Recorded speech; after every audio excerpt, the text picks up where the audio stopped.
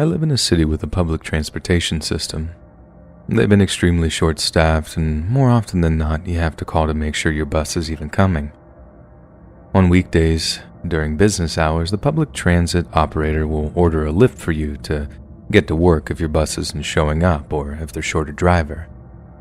Tuesday, I'm at the bus stop after checking multiple times if my bus is coming, only to find out that it wasn't. They ordered me a lift, and this nice older gentleman was my driver. We had casual conversation, and he started to ask personal questions. I'm a bartender, and I'm super friendly already, so I didn't think his questions were ill-intentioned. Told him I'm not married and that I'm pretty much a loner. I basically go to work and go home and spend my time with family. He then says, "I'd marry you in a heartbeat." Again, I'm just thinking that he's being funny or nice. I asked him to drop me off at the downtown grocery so I could pick up some things that I needed for work. When we stopped, he said he was joking, that he's married and has a son my age. Asked if I was interested in maybe meeting him. Since I have a terrible track record, I figured it wouldn't hurt meeting someone out of my circle and comfort zone, so I gave the man my number and we parted ways. The next morning, he texted me and asked if I needed a ride to work. I told him I didn't have to do that and that I was sure my bus was running. He said it would be his pleasure and that he'd pick me up at my house at 3 p.m. Then about an hour later, he asked if I wanted to have lunch with him before work. I told him I was busy and that I couldn't do that. He said, "Okay, see you at 3. He shows up right at 3 and lets me know that he's outside. While I'm finishing getting my things together, I open the door and he's starting to walk up my stairs to my house. I told him I was ready and we could head downtown. When I get in the back seat, he turns around and says that he has a confession. He told me from the time I took off my mask, his heart danced like a butterfly. He said that he hasn't been able to stop thinking about me since the day before and that he'd love to spend time with me and that he'd pay me for my time if I spent a day with him. That's when I started to feel super uncomfortable. The whole ride was making me cringe, but know that when you're in a situation like that with the predator, playing nice is sometimes safer than freaking out. He continued on the entire ride about how he loved me at first sight and wanted to make me his Lebanese queen. As we got closer to downtown, I started to feel relief. He dropped me off at my hotel and said, "See you tomorrow." That evening at work, I checked my phone after a bust happy hour and he's texted me a couple of times. He sent a picture of the hotel and said that he'd wait for me to get off to give me a ride home.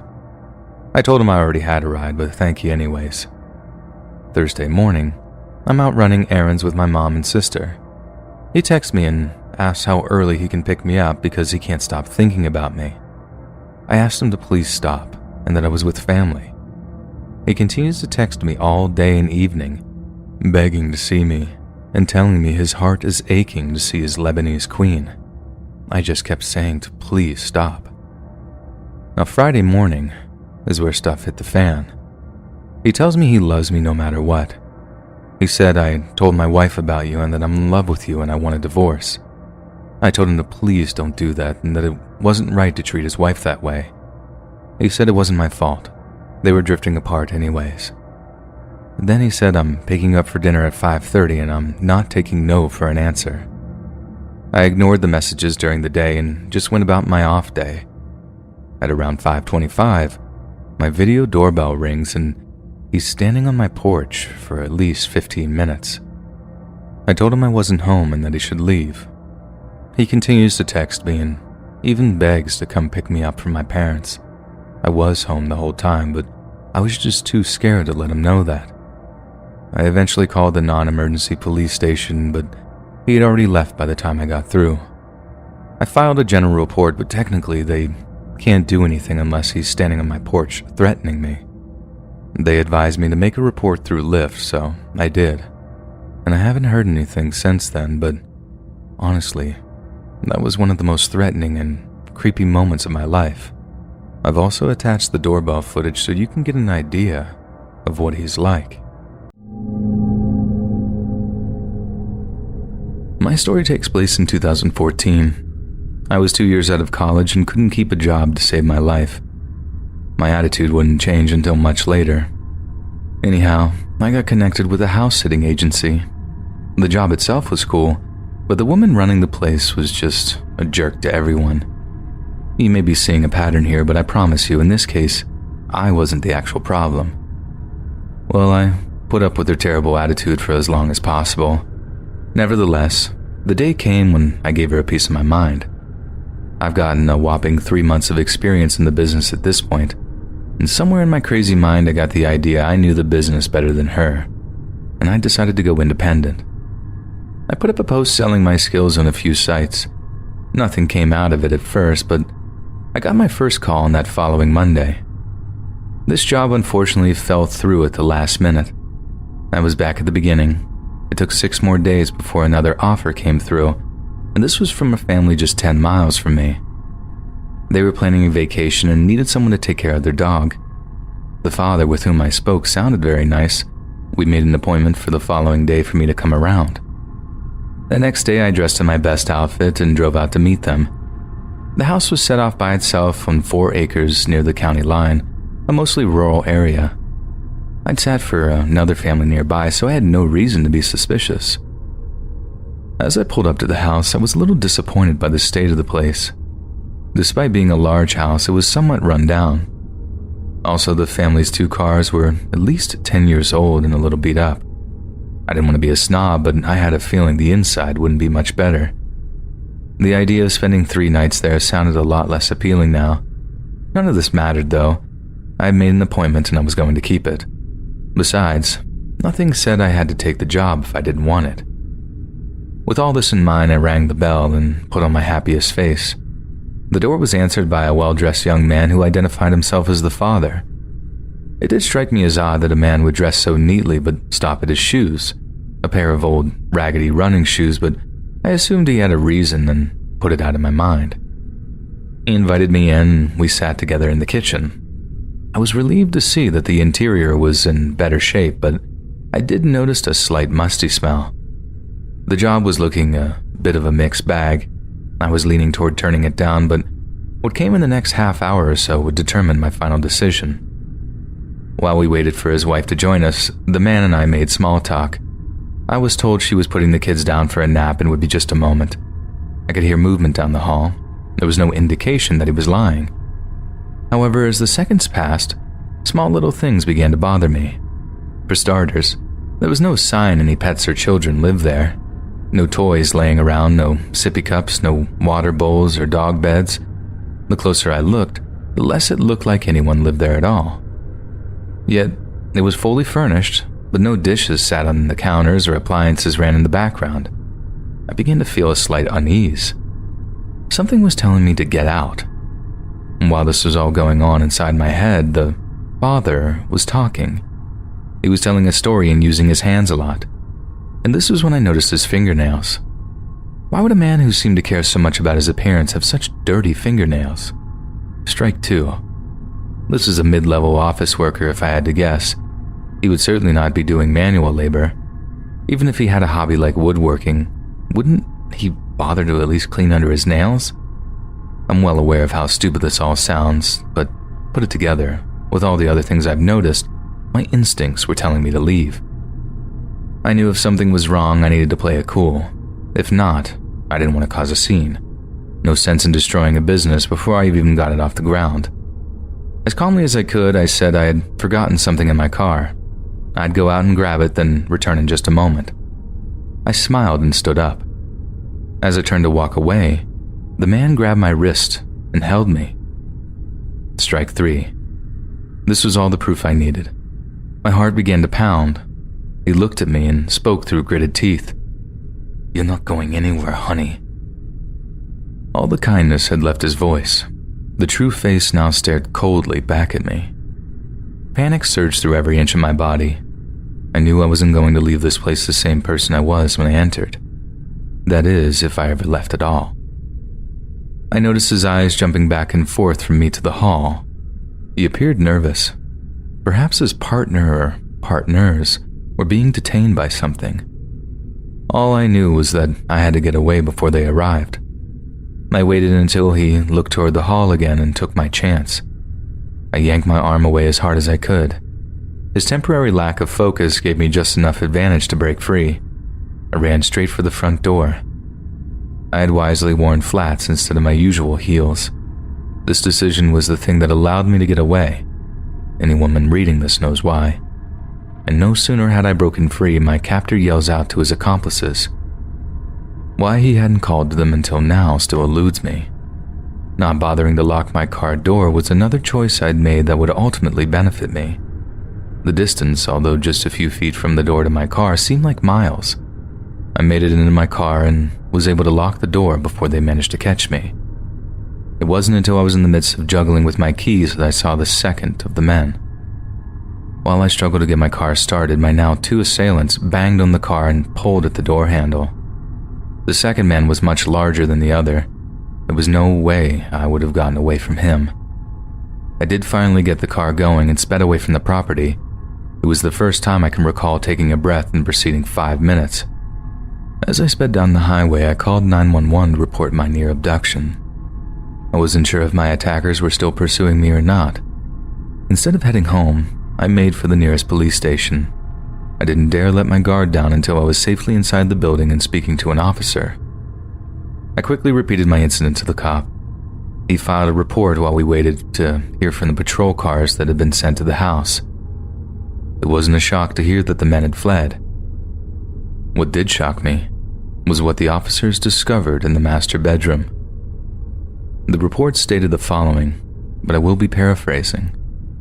When Officers White and Dawson reached the largest bedroom of the home, they discovered it had been stripped bare of furniture. In place of the furniture, the walls and floors had been covered in multiple layers of what looked to be contractor's plastic sheeting. What purpose the assailants had in mind for the room can only be guessed at this time. I still tear up at the thought of what awaited me in that room. I've never been a religious person, but I can't help but feel someone or something was watching out for me that day. I wish I could say that my would-be attackers were caught and are now doing life in prison, but the truth is, they remain unidentified to this day. The house they had used turned out to be uninhabited. After the death of the owner, the family had let it lay fallow. No further hints were needed. I decided the independent house-sitting business wasn't for me. I continued to bounce between jobs until I got on with a small printing shop. The family that runs the place are the kindest folks I've ever met, and they are far more forgiving of my little quirks than my previous employers. I'm coming up on my 4th year with them, and I hope I'll be there until my retirement. Now that I'm 7 years older and more mature, I've learned just how dangerous the world can be. In my early 20s, I wouldn't have thought twice about traveling to strange places alone. In retrospect, my overconfidence in my ability to protect myself is what led me to that house, and no one could have convinced me I was wrong. Since that day, I've become much more vigilant about my safety. I don't go anywhere without crossing all my T's and dotting my I's. By far, the most important thing I do is listen to my instincts. They are what saved me that day. And don't worry about offending someone if you feel you may be in danger. We have these senses for a reason. Please, pay them close attention and be careful, ladies. Goodbye, and stay safe. Hey guys, thanks so much for all this support. If you haven't subscribed to the channel yet, please feel free to do so. About 22 years ago, my mum got a frantic call from my uncle's best friend to say he had been arrested. Apparently, an ex-girlfriend had accused him of rape, but she was just being vindictive because he broke up with her. My uncle, Chad, is obviously innocent. We all love him. He is our charismatic, friendly, outgoing, loving uncle. He would never hurt anyone. The family all sent money for legal fees. They're in France and we're in South Africa. My best friend sends us all the updates, as no one ever thought to Google anything, so we're getting it from the source. He was found guilty, and the family was devastated, so we all sent money for an appeal. This went on for 2 years, and then we got the call that he had been found innocent and was released. After this, he met Lucy, who was originally from Canada. Lucy is lovely, comes from money in a very big way, and my uncle is so charming They were married in less than 8 months and had a huge wedding in France. Then suddenly they were having separate honeymoons. He was going to honeymoon in his home country, Namibia, and she was going to Canada. They would then meet up in Brazil. He stayed in Namibia for a couple of days and then partied with us in South Africa. We teased him that he took his wife's surname, but he said that's what she wanted and she's the boss. But then he cheated on his wife.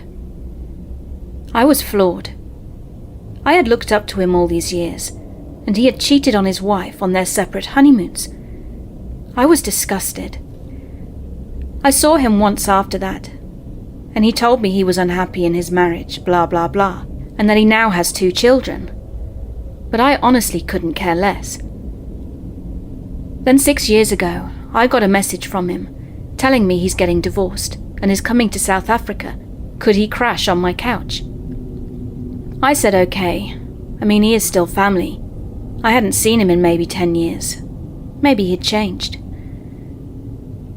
He arrived and we had a blast.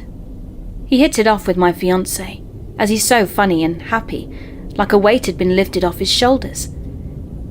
He told me that both him and his wife had been cheating, and the relationship was extremely volatile. They were always fighting and on edge, and were too toxic for each other. She was apparently a total control freak, and he's now on Tinder, hooking up, and on the prowl. He left us for a couple of months to travel around South Africa. It's an extremely beautiful and diverse country. Came back, and then he left again. We didn't mind. He was fun to have around. Then one of the weeks he was in town, he met my friend, Jane. Jane is a gorgeous, wild, fun, and out-there woman, and they hit it off instantly. He asked her out for a drink, and she said yes. She told me the next day that they were having a great time, but they must have drunk a lot, because she can't remember much of the evening. She vaguely remembered Chad going home with her, and they must have had sex, but she just can't remember. Now this is not unusual behaviour for Jane. She has a chronic drinking problem. She'll get drunk and go home with men all the time. But I've learnt the hard way not to bring this up. Also, we're all 40 plus. I'm not going to start telling other adults how to live their lives, as I'm definitely no saint. 2 days later, Chad had to fly back to Namibia and called Jane from the airport.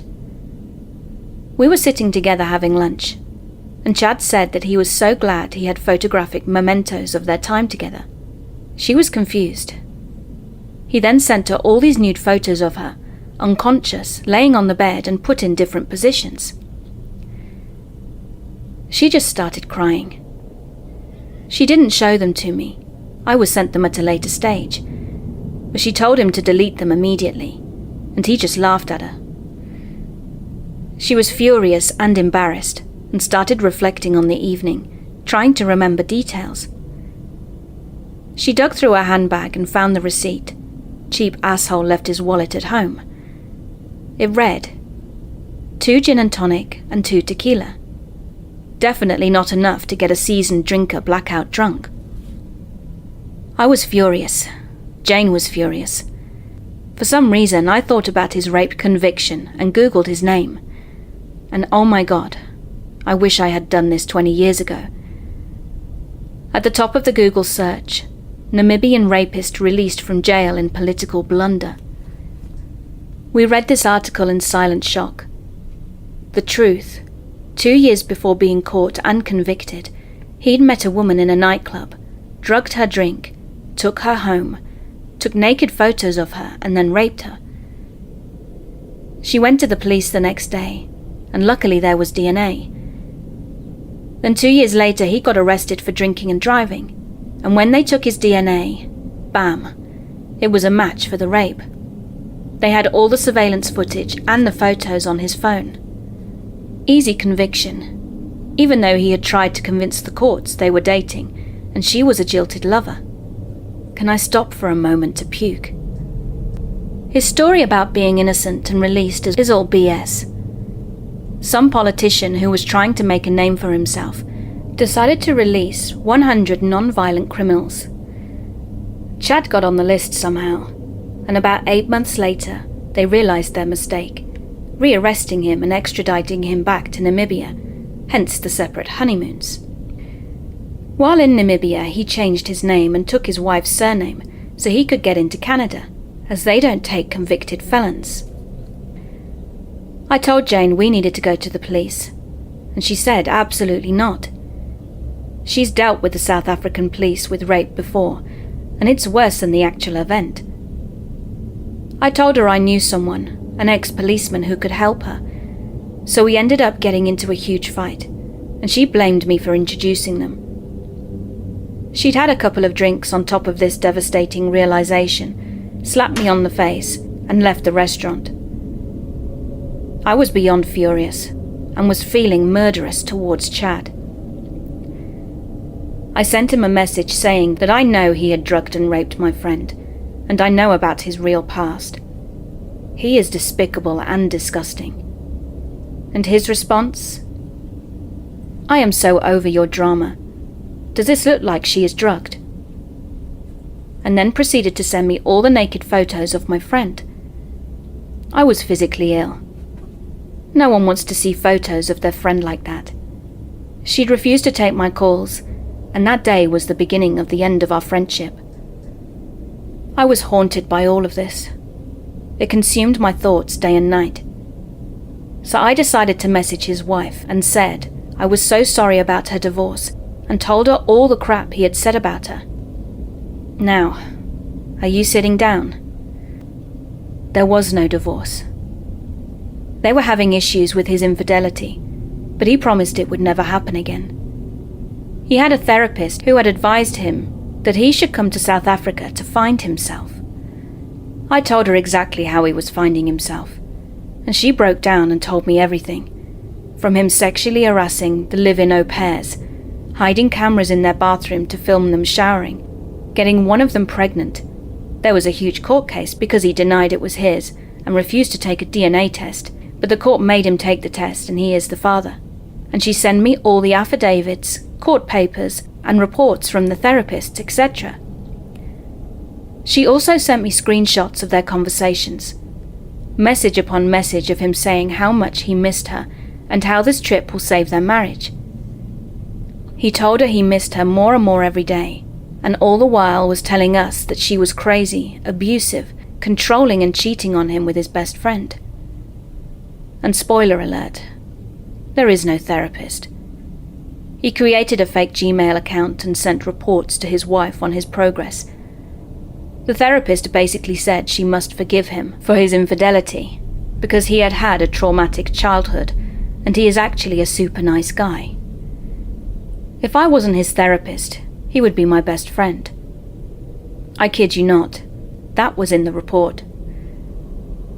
I'm not sure if his wife was just really gullible or hopeful, but I saw it the minute I opened the first email. I mean, the idiot even made the same spelling mistakes and used the same colloquialisms. I plotted and I planned. What is the worst possible thing I could do to him? In South Africa, you could pay someone for anything. But I'm a big believer of karma, so I know I can't use any nefarious means. I then realized I had copies of all his documents, passports, Namibia and Canada, his IDs with his original name on them, bank statements, showing he had loads of money that he was supposed to be sending home to his wife. But before he left, he took the proceeds of a car they'd sold, and it was meant for the farm. But he told her he needed it for his sabbatical. He would flip the cars in South Africa and double the money. Then I remembered he'd changed his name and took her surname so he could get into Canada. So for about a year, I went backwards and forwards in my head. Do I report him to the Canadian immigration? What will be the repercussions? I was troubled and torn. I'm not a malicious person. I was still furious and felt like I needed to do something. I am a person of action. Then I heard he had done the same thing to someone extremely close to me, Annie, during the same period as Jane. She only remembered a year later after extensive therapy. So I sat down in front of my laptop and wrote the most detailed, factual, devastating letter of my life. My hands shook the entire time. I put it all in there. The French rape with links to all the newspaper articles, screenshots of messages to me, showing he is distributing naked pictures without consent, which is illegal in South Africa, although there's not much enforcement, and a full timeline of his life, highlighting his name change to deliberately deceive the Canadian immigration. I made it very clear in my letter that his behavior had escalated without recourse. I didn't include the affidavits or correspondence from his wife, even though she knew of his deception. I didn't want her to get into trouble. I pressed send and got very drunk. It was 100% anonymous, so I never got a response. I just carried on my life and helped Annie get better. My friendship with Jane deteriorated beyond repair. She deliberately started dating my brother and has turned him against me. That's a whole other messed up story that I might have to write about one day when it stops hurting. I only told Annie about what I'd done, and I have kept it a secret for about 3 years. I know he's not been able to go back to Canada at all. He was banned for life. Part of me feels sorry for his kids, but a bigger part of me thinks I did them a favor, especially his daughter, who he had started sexualizing, saying things like, "Isn't she sexy for a 13-year-old? You can see the hot woman she will become," etc. The au pair that he got pregnant was only 18. I'm friends with his ex-wife on Facebook now, and she is very happy. She has a new guy, and the kids are happy. So if you got this far, thank you for reading. Hey guys, thanks so much for all this support. If you haven't subscribed to the channel yet, please feel free to do so.